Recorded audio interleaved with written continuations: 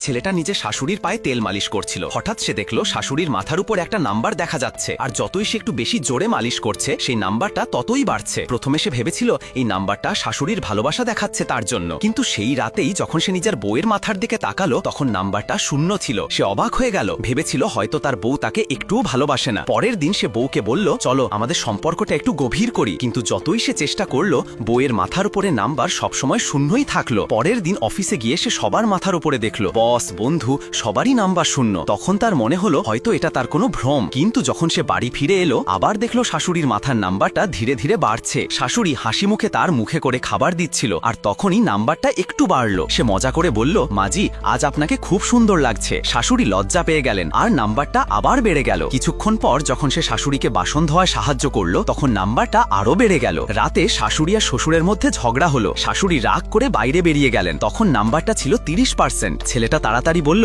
মাজি আমি আপনার সঙ্গে যাব। এই কথাতেই নাম্বার বেড়ে গেল 35%। হাঁটতে হাঁটতে শাশুড়ি বললেন, তুমি খুব ভালো আর বুঝদার ছেলে। এই কথাতেই নাম্বার সরাসরি 45%-এ পৌঁছালো। ঠিক তখনই শাশুড়ি পিছলে পড়ে গেলেন। ছেলেটা তাড়াতাড়ি তাকে ধরে ফেলল। শাশুড়ির চোখে জল এসে গেল আর নাম্বারটা দ্রুত ওপরে উঠতে লাগলো। ঠিক তখনই বউ এসে গেল। ছেলেটা দ্রুত বলল, মাজির পা পিছলে গিয়েছিল। বউ কিছু না বলে সাহায্য করতে লাগলো, কিন্তু যতক্ষণ বউ সেখানে ছিল শাশুড়ির মাথার নাম্বারটা আবার নেমে গেল 30%।